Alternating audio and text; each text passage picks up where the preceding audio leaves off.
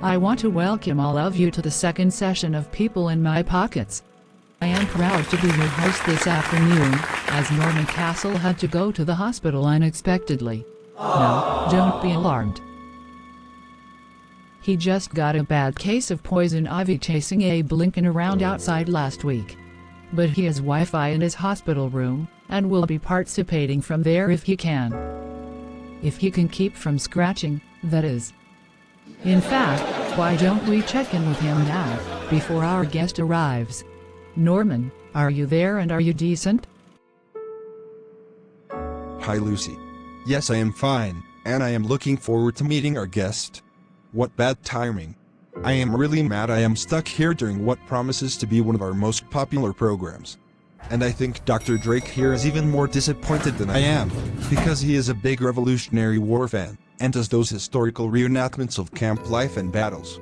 Yes, and today was my day off, too. But I will be watching along with Mr. Norman here. Sorry Lucy. Excuse me for just a minute. I think you all know our next guest, and the portrait behind me is certainly a big clue. Please welcome the man who won our independence and then became our first president, George Washington. Welcome. What should I call you? General or president? Well, Lucy, I am retired from both of those jobs now. Not to mention being dead for over 200 years. Why don't you just call me George? Did you remember to put the seat back down? Of course I did, and I even washed my hands. I hope we weren't live on Zoom just then. Oh George, can you please come back up? Our coffee break is not for another 10 minutes, and there will be plenty of pastries. Oh, I am so sorry Lucy.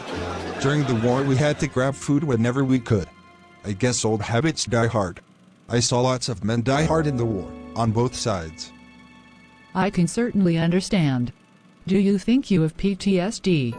Look Lucy, just because I am old and dead doesn't mean you have to spell words for me. Lucy decided to call a 5-minute break, after George threw a croissant at her. But after she explained what PTSD meant, and that croissants were a French pastry, he calmed down, remembering that the French helped him defeat the British in 1780. And after he ate 3 of them before the break was over. Okay, folks. And George, let's get back to our class. You know Lucy, I really never liked that painting you have on the screen. Why not? I think it looks great. Really? I look like a chipmunk. You may have read that I have false teeth later in life, made out of hippopotamus ivory. Yes, I think I heard that, but I wasn't sure it was real. Oh, it was real all right. And they did not fit very well, so they made my face puff out like that. I brought another picture of me when I was younger and had my own teeth. Can we put that up on the screen? Look at this younger portrait on the left. Wasn't I a handsome dude? I guess so. But how come they didn't use that image for the coins you were on? Beats the corn pudding out of me. Well, since this program is about faces used on coins, let's take a look at some that have yours. Even if you don't like it all that much. So what was the first coin they issued with your portrait on it? In fact, George, why don't you take over from here? Well, the first things they put my face on weren't actually coins at all. They were various medals struck to commemorate my presidency from 1792.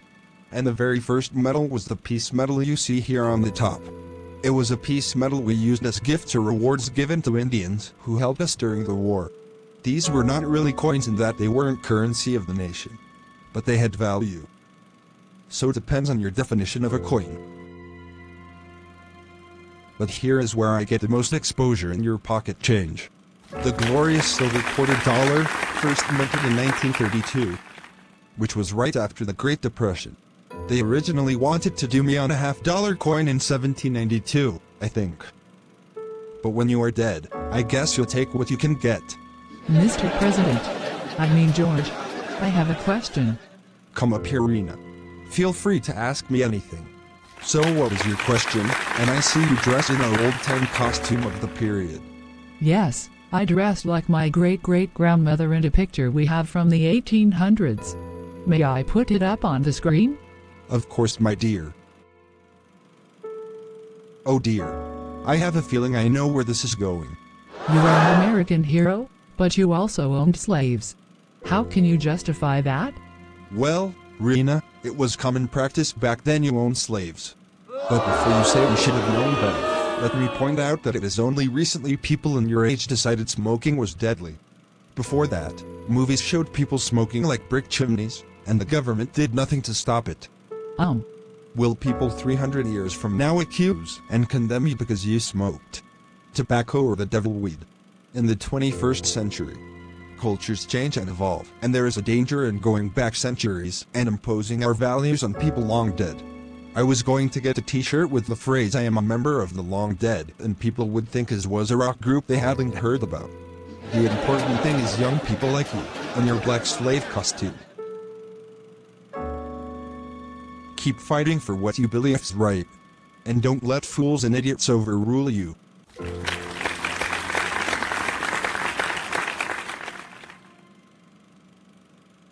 We are out of time, and I am all tearing up, so let's leave it there, shall we?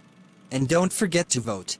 In George Washington's time, men and women fought and died to create a country where people, not kings, chose their future. I expect you to vote for me. Eliminate the far-left anarchists and protect your white suburbs from invasions of rapists and criminals. Whose world is this? Well, their election is still months away, so it must be whoever is president now. I want the Department of Justice to investigate who this Professor Griffin is. Sounds like an Arabic name to me, Your Majesty. Go suck an egg. The third episode of People in My Pockets will be broadcast soon, with funding from LP Coins and the Tasmanian Coin Club of Australia.